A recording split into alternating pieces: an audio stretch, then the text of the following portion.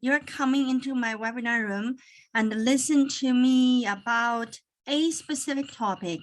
And as always, we always said that internet is good, webinar is super good, but the responsibility is still resides with you folks, and don't let internet crowd your mind. The best resources you have, it is not on the internet. The best resources you have is actually going for authoritative website like irs.com, the state website. Things about me may be different from other partners in the CPA firm is that community CPA firm is really not coming from some sort of purchase, so we become community CPA. No, this is a grassroots organic company, started with one client back in 1998 with one client. And as of today, we have more than 10,000 clients. And of course, started with me doing one thing, and now with 30 some of us doing a lot of things. So it is a company that had been growing with a client support. So some of you are those clients who just trusted us and followed us and grow with your business with us. So our largest client in our book is over $100 million sales in a year. So that kind of tell you how we grow with our client, right? And our clients are very typical. A lot of our clients are not growing up in a $1 million business environment, a family environment, and they are entrepreneurs, start from ground zero or ground negative, right? Even if you don't even speak English, you're starting from ground negative. But we have those successful examples here in our firm, so we believe in those entrepreneurs. Business tax deductions, and this is an area that everybody is really interested, because every time about this time, business owners will put together all the expenses, and then we will be having these expenses from entertainment side and coming from the restaurants. Are they business related, and what do you need, what do you not need? And those are the questions really. It kind of going on the roller coaster, and you never really can get to the end of it. So what we want to do today is to offer you the guidelines that is for 2021. And in fact, it will be for 2022 as well, because there is an important temporary release from IRS to allow business owners to deduct more restaurant related expenses. So let's go for that, and we will cover that right here, okay? So business expenses are the cost of carrying trade or business. So let's say if you don't have a business, you have expenses that doesn't get deducted, right? So you really have to put that under the umbrella of the business, whether it is sole proprietorship or LLC or C Corp, S Corp, you have to have a business. And those expenses normally are used to generating profit. Of course, cost of goods sold is the most easy one to say, well, of course, if I operate a restaurant, I actually have to buy food to cook. So that is my cost of goods sold. I can deduct. Of course, that you can deduct. But if you are operating a CPA firm and you decided to buy a whole bunch of vegetables and potatoes, and then that would have a little bit of question mark on that, right? That's not your direct materials for making profit. What is the direct material for making profit in the professional firm? Do you know what that is? There is no cost of goods sold. Okay, every expenses are indirect. You can say that my payroll is direct, but it doesn't belong to cost of goods sold. Cost of goods sold normally is defined for things that can add value to. So you can add value to that vegetable. So you bought for $1, you sell for 15. So you add value. What did you add? You add salt, you add vinegar, and you add things, right? So you processed it. So that's why it is called cost of goods sold. But the business expenses, otherwise, it's not cost of goods sold. Those are up to debate. And the IRS regulation on that is very clear. No, it's not very clear. It is says to be deductible, a business expense must be both ordinary and necessary. Now, just remember that is the guideline. So if you are ever get audited and you just want to argue, the auditor goes, no, you cannot deduct the Red Lobster bill you have here. And then you need to demonstrate the ordinary and the necessary. And then, at this point, it's really between you and the auditor. Sure, the auditor can deny that, but you can go to appeal. You can even go to tax court to debate your position, right? To make that, to make a point to say that's ordinary, that's necessary. And it is also important to separate business expense from those three expenses I'm talking about. So I already covered cost of goods sold, right? Capital expenses. Yes, you want to separate your expenses from ordinary, necessary, regular expenses to capital expense. You probably say, what is capital expense? Capital expenses are the things that you purchased, but it actually increase your company value or and sustain for longer period of time to be used. So you can imagine the machinery that could be capital expense, right?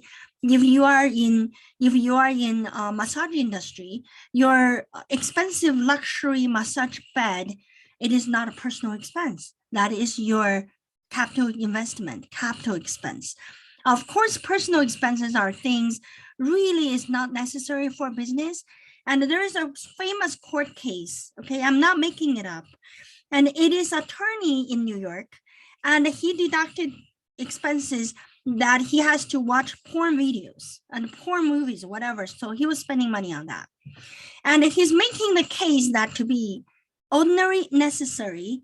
So he actually ended up only can prove is necessary, but is not ordinary. But even necessary and is not like is necessary for all the attorneys. So the court denied that expense or that money he paid to the prostitute, right?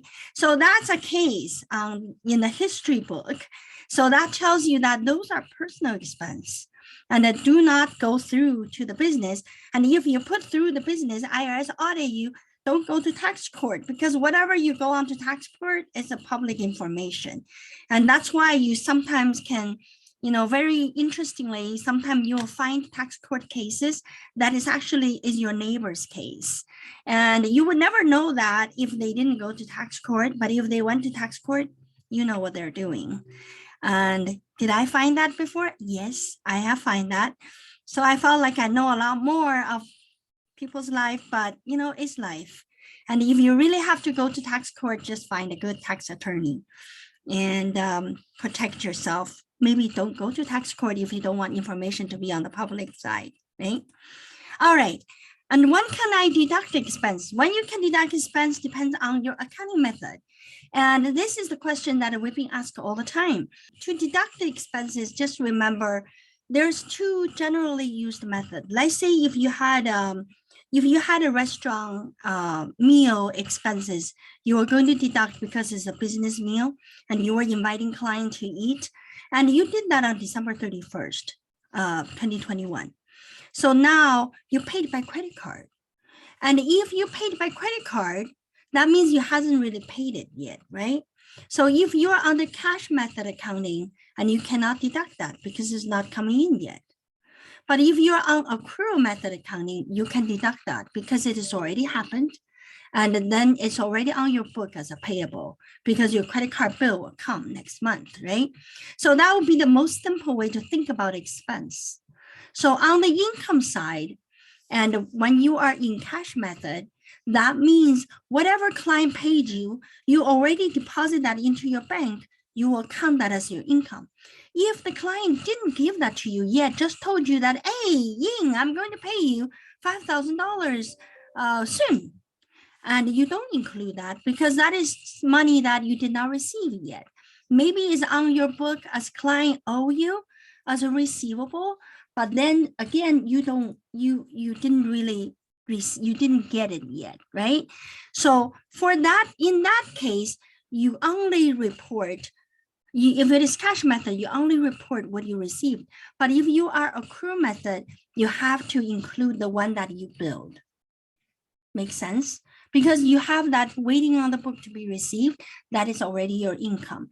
So in a lot of ways, because of that, a lot of retail stores, they are going for accrue method accounting because their income is always when client come in, they pay for them. They never have any income like coming through as a receivable.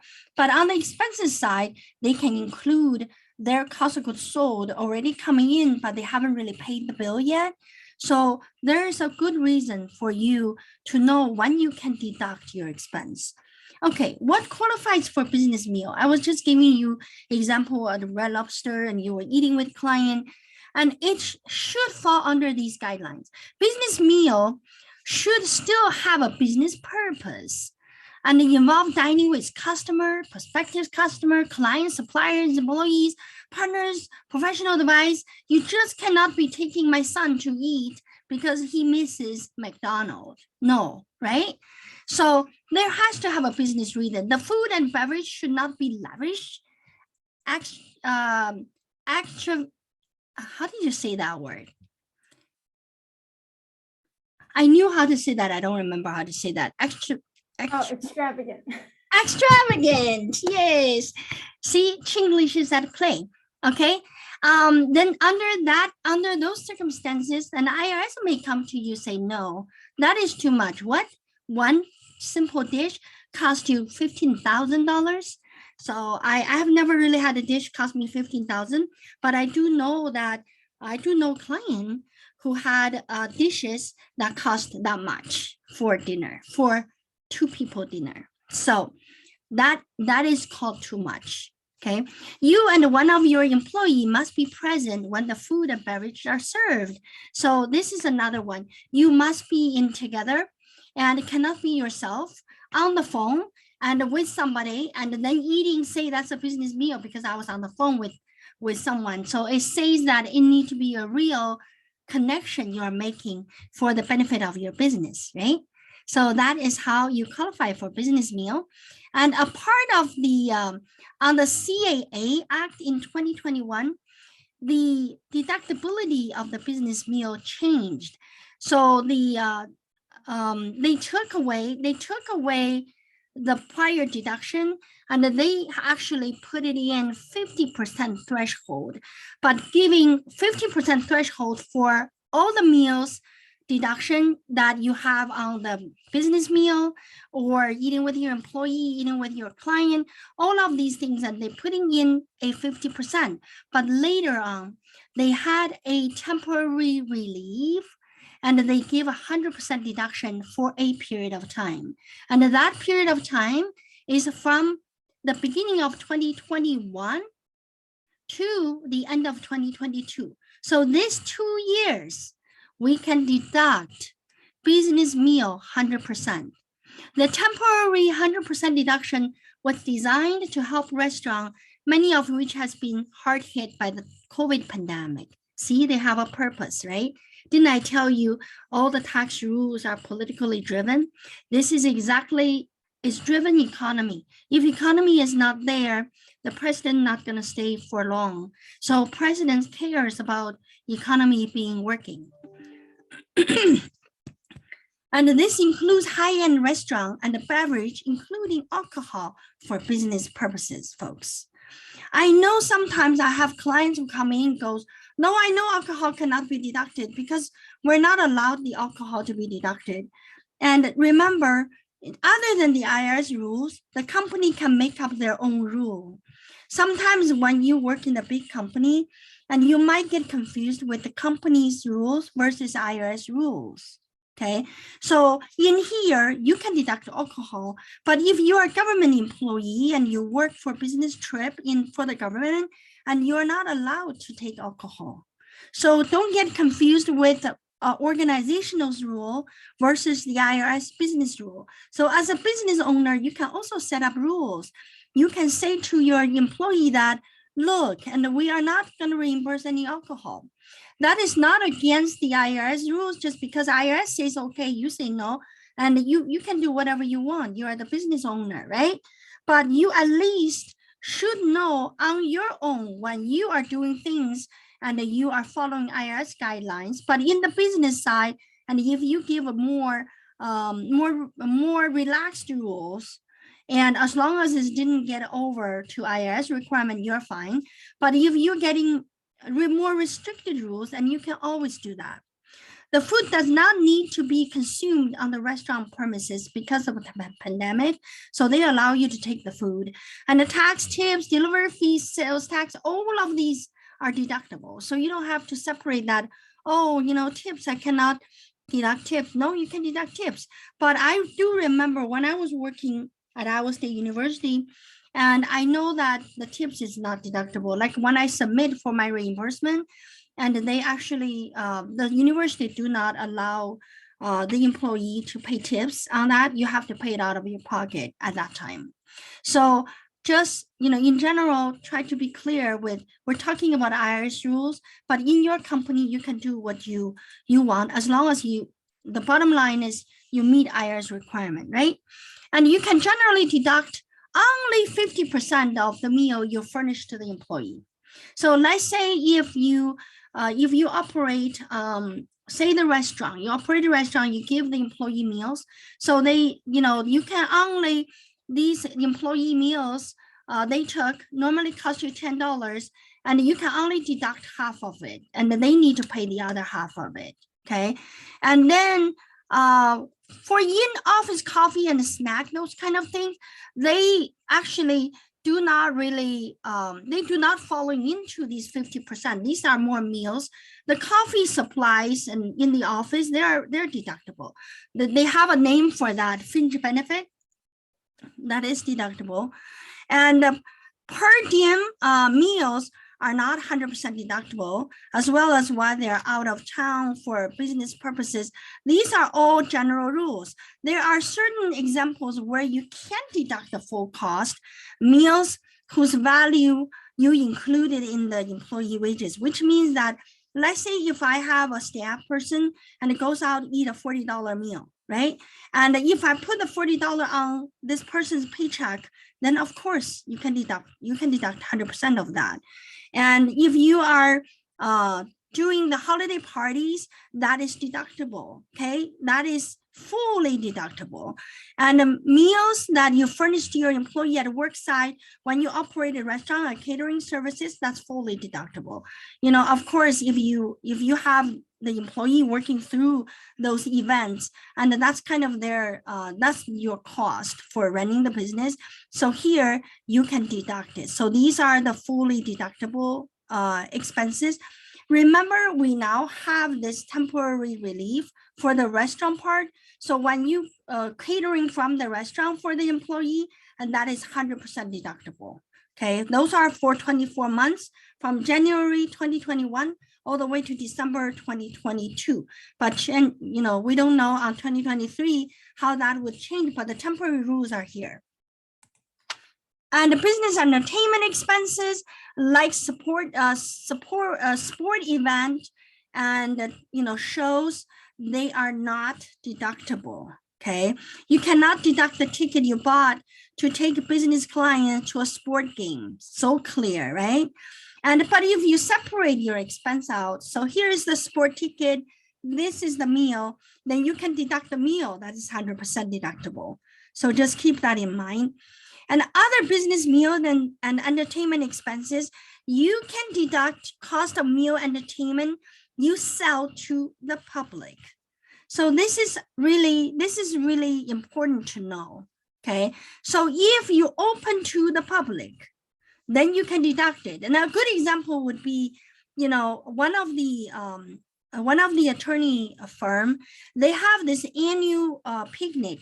They are actually giving to their client, their staff. So according to the Job Act that President Trump put in, and they actually can only deduct 50% of that.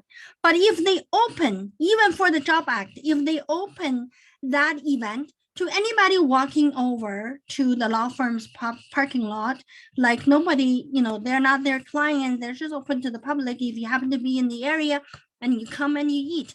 So if that is the case, it's fully deductible. Okay, so there was a joke about when the Job Act came out, and the people were saying that if we want to deduct the meals for our office, then we need to put a sign outside of the office saying that, hey, are you hungry? Come in to eat. So open to the public. So that's how the rule was written. And you can deduct the cost of providing meals, entertainment, or recreational facility to the general public as a means of advertising, promoting the goodwill in the community. So this is a perfect example I give you on the law firm activity. You can deduct expenses directly related to and necessary for attending business meeting, convention of certain nonprofit event, and such as chambers of commerce, of course. And those are business event. You can deduct those expenses if you have to pay for a fee. And if you have to pay for the convention and they happen to have this ice skating shows for the convention for members who coming in, then it's deductible, because that's just how the business convention is. It is more necessary for you to be part of the convention to grow your business. Okay, so questions on the deduction those are consider updating your chart of account because of the 2-year temporary rule. And you want to make sure you're separating your business meals from entertainment. Don't have them in one category, because your meal is 100% deductible and your entertainment is not. So you want to make sure that they are separated. Then when you work on the meals, and you probably will ask me, okay, now I know my meals is 100% deductible when I'm doing that for business purposes, but what do I need to keep? Like, is my credit card statement good enough? No, not good enough. And credit card statement is actually useless when it comes to be audited. If you're being audited, the auditor don't need to see your statement because it doesn't offer any information. The auditor wants to see that receipt. So what you want to do is on the receipt, it obviously all the restaurant receipt will show the time, with the meal numbers will tell how many people were there. So you will write down the people's name and their purpose with you and the meeting. So give some information on your ticket to at least show that those people who participate in meeting are your affiliates, are your clients, your potential clients, and your business partners, right? So be really clear of who they are. And then the purpose of the meeting and the year-end summary and year-end discussion, a possible expansion, and just give a purpose. And that receipt you should keep. Nowadays with technology being the way it is, and you tell me that you couldn't keep receipt because you're short of plastic bag, and that's kind of ridiculous, right? And you can scan them to keep them. You can put them in the plastic bag 1 month at a time to keep them. And it is really doesn't need to be like spending so much time in sorting them out, staple them together every week, every month. Don't do that, because it's not necessary. You will need those receipts when you get audited. But the people who get audited, after all, is minority. They're not majority of you. So being the minority, being so lucky you get audited, if you have them all in a plastic bag, nothing wrong. You will sort it out at that time. But you need a method. You need to know that, okay, every month I have a plastic bag and I will put all the receipts in there. Every receipt, I will get a chance to write on something and write on why am I eating, why am I doing this, all right? So that way will give you some backup if you get audited. The business expenses that can be deducted are many. If there's a topic of interest, you let us know. So we had a request on business meal discussion. So I hope that today we cover that, right? And you want to talk to your tax preparer.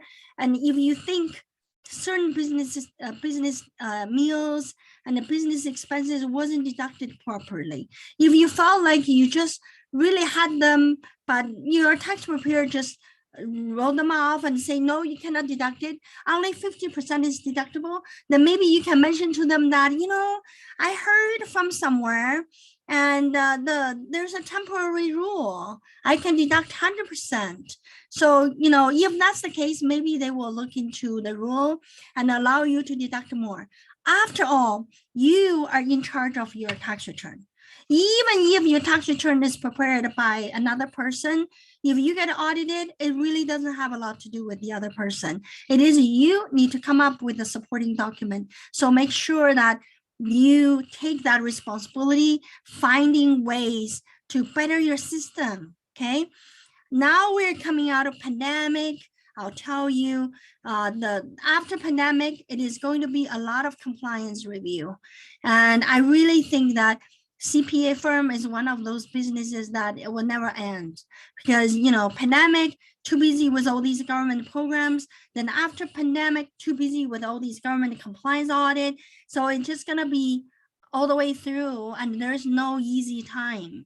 But for our client, we want you to take responsibility, want you to know as much as what we know. So together we can do good business, right? We can do good business even when IRS come to audit you, and you can sleep because you have done everything you know how, and you have done the right thing. And I hope you have a wonderful rest of the day, and appreciate you putting up with my monitor going crazy. And for me, I forgot how to speak English, and those are precious moments. And I have less and less of those moments on YouTube, but I do have them. And I don't know how to say that word, and I only know how to hear that word. All right, I will leave you alone, and I will see you on Saturday. Bye-bye.